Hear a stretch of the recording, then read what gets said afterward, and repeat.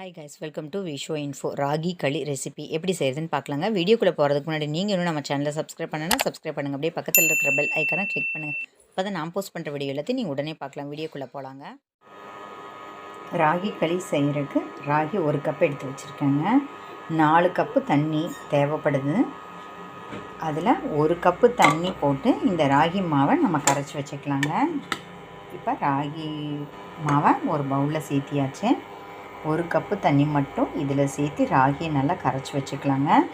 மீதி 3 கப்பு தண்ணியை என்ன செய்கிறதுன்னு இப்போ காமிக்கிறேங்க. 3 கப்பு தண்ணியை பாருங்கள் இந்த பேனில் போட்டு கொதிக்க விட்டுருக்கேங்க. இந்த ரெசிபிக்கு தேவையான உப்பை சேர்த்திக்கலாங்க. இந்த மாதிரி நல்லா தண்ணி கொதிச்சுட்ருக்கும்போது நாம் 1 கப்பு ராகி மாவில் 1 கப்பு தண்ணி ஊற்றி கரைச்சி வச்சுருக்கோம் பார்த்தீங்களா, அதை இப்போ இதில் ஊற்றி மிக்ஸ் பண்ணிக்கலாங்க. பாருங்கள் கரைச்சி வச்சுருக்கோம். இப்போ இதை இதில் சேர்த்துக்கலாங்க. இந்த மாதிரி செய்கிறதுனால பக்குவமாக வெந்து வருங்க, அவ்வளோவா கட்டி விழாதுங்க. இப்போ இதை நல்லா மிக்ஸ் பண்ணிக்கலாங்க. சூடான தண்ணி கொதிச்சிட்ருக்கு பார்த்தீங்களா, நல்லா கொதிச்சிட்ருக்கும்போது நாம் செஞ்சு அது கரெக்டாக பக்குவமாக வருங்க. இப்போ இது நல்லா மிக்ஸ் பண்ணிக்கலாங்க. ரொம்ப நேரம் ஆகாது. நம்ம எடுக்கிற ராகி மாவுக்கு தகுந்த மாதிரி தாங்க நேரம் ஆகும். நம்ம ஜாஸ்தி ராகி மாவு எடுத்தால் அதுக்கு தகுந்த தண்ணியை சேர்ப்போம். அதில் தாங்க டைம் டிஃபர் ஆகும். மற்றபடி இந்த அளவுக்கு சீக்கிரமாக ஒரு 10 நிமிஷத்துலேயே ரெடி ஆகிடுங்க. நல்லா வேகட்டுங்க. ஒரு 5 மினிட்ஸ் கழித்து பார்க்கலாங்க. பாருங்கள் நல்லா கெட்டியாகிடுச்சு. பார்த்தாலே நல்லா ஷைனிங்காக தெரியுங்க. இந்த பக்குவம் வந்த உடனே வந்தாச்சு அப்படின்னு நம்மளோட களி ரெடி ஆகிடுச்சுங்க. அவ்வளோதாங்க, நம்ம களி ரெடி ஆகிடுச்சு. இப்போ அடுப்புலேருந்து இறக்கி வச்சிடலாங்க.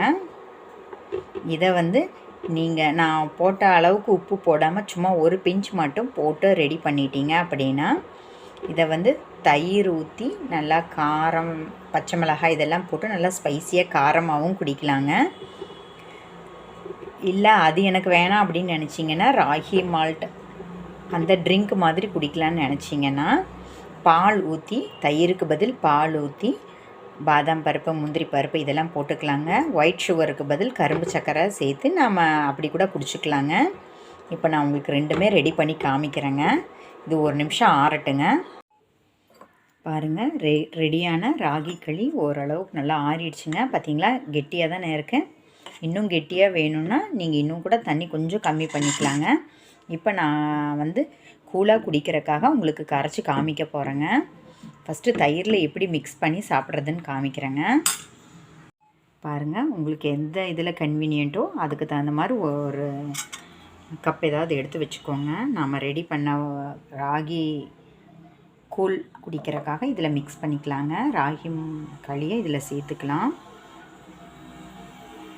எத்தனை பேர் குடிக்கிறோமோ அந்தளவுக்கு தகுந்த மாதிரி நம்ம சேர்த்திக்கலாங்க. தயிர் மிக்ஸ் பண்ணிக்கலாங்க. இப்போ தயிர் சேர்த்துட்டு நல்லா மிக்ஸ் பண்ணிக்கலாம். ரொம்ப திக்காக இருக்கிற மாதிரி தெரிஞ்சால் தயிர் போதும்னு நினச்சிங்கன்னா தண்ணி கூட கொஞ்சம் சேர்த்திக்கலாங்க. ஏன்னா அப்போ தான் நமக்கு மிக்ஸ் பண்ணால் கரெக்டாக இருக்கும். ரொம்ப திக்காக இருந்தாலும் குடிக்கிறதுக்கு சரியாக வராதுங்க. களி சாப்பிடும்போது ரொம்ப திக்காக இருந்தால் ஓகே. குடிக்கிறோம் அப்படின்னா ஓரளவுக்கு தண்ணியாக தான் இருக்கணும். அதனால் இந்த பக்குவத்துக்கு நம்ம ரெடி பண்ணிக்கலாங்க, குடிக்கிற பக்குவத்துக்கு. இப்போ நம்ம களி செய்யும்போதே அதுக்கு நம்ம உப்பு போட்டுட்டோம். இருந்தாலும் இப்போ தயிரெல்லாம் சேர்த்துனாலும் உப்பு பத்தாது.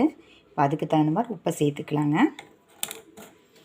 அதுக்கப்புறம் இது ஸ்பைசியாக தான் குடிக்க போகிறோன்னு ஆல்ரெடி சொல்லியிருக்கேன். சின்ன வெங்காயம் இந்த இடத்துல சேர்த்துனா ரொம்ப நல்லது. சின்ன வெங்காயம் இல்லைன்னா நீங்கள் பெருசு கூட யூஸ் பண்ணிக்கலாம். இஞ்சி, பச்சை மிளகாய் இதெல்லாம் இதில் போட்டு நல்லா இப்போ மிக்ஸ் பண்ணிக்கலாங்க. நல்லா காரம் சாரமாக புளிப்பாக இருக்குங்க, சாப்பிட சூப்பராக இருக்குங்க. இதை நல்லா மிக்ஸ் பண்ணிக்கலாங்க. மிக்ஸ் பண்ணதை இப்போ ஒரு கப்புக்கு மாற்றிக்கலாங்க.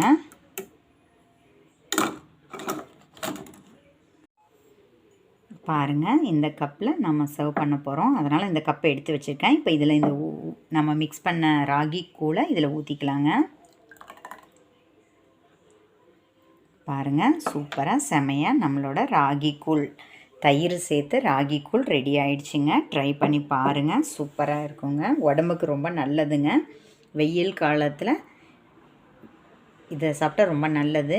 மிச்ச டயத்தில் சாப்பிடக்கூடாதா அப்படின்னா அப்படியெல்லாம் இல்லைங்க. தாராளமாக எப்போ வேணால் சாப்பிட்லாம். ராகி உடம்புக்கு சேர்த்தோம்னா ரொம்ப நல்லதுங்க. அதில் எல்லா விதமான சத்துக்களும் இருக்குது. அதனால் இதை தவறாமல் பயன்படுத்தணுங்க.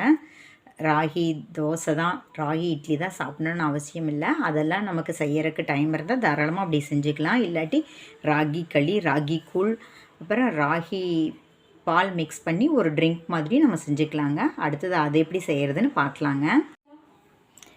பாருங்கள், ராகி பால் அடுத்தது ரெடி பண்ண போகிறோம். அதுக்கு என்ன பண்ணலாம் அப்படின்னு கேட்டிங்கன்னா, ஃபஸ்ட்டு இதே மாதிரி நம்ம எதில் மிக்ஸ் பண்ண போகிறோமோ அதில் வந்து இந்த ராகி களியை போட்டுக்கலாங்க. நமக்கு தேவையான அளவுக்கு இந்த ராகி களியை எடுத்து இப்போ இதில் போட்டுக்கலாங்க.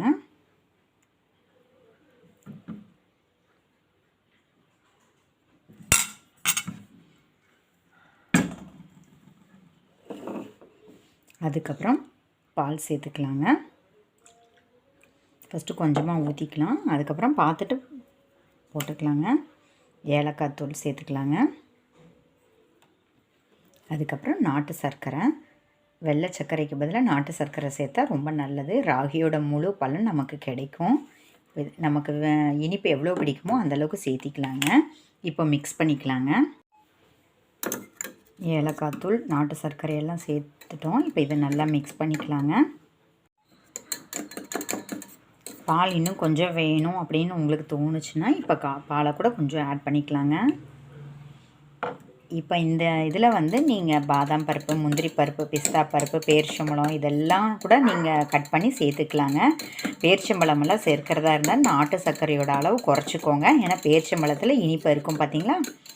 நான் இப்போ எதுவுமே சேர்த்தாமல் நாட்டு சர்க்கரை, ஏலக்காய் மட்டும்தான் மிக்ஸ் பண்ணி சாப்பிட போகிறோம். அதனால் நான் இப்படி மிக்ஸ் பண்ணியிருக்கேன். உங்களுக்கு பிடிச்ச மாதிரி நீங்கள் தாராளமாக மிக்ஸ் பண்ணிக்கலாங்க. இப்போ ரெடி பண்ண ராகி மில்கை நாம் ஒரு கப்புக்கு மாற்றிக்கலாங்க. பாருங்கள், நமக்கு எப்படி திக்காக பிடிக்குமோ இல்லை தண்ணியாக பிடிக்குமோ அதுக்கு தகுந்த மாதிரி நம்ம மிக்ஸ் பண்ணிக்கலாங்க. எக்ஸ்ட்ரா பால் வேணாலும் ஊற்றிக்கோங்க, செம்ம டேஸ்ட்டாக இருக்கும். அந்த பால் சேர்த்தோம்னா அதுக்கு தகுந்த மாதிரி இனிப்பெல்லாம் சேர்த்துக்கோங்க. பேரிச்சம்பழம்லாம் சேர்த்து சாப்பிட்டா இன்னும் சூப்பராகவே இருக்குங்க.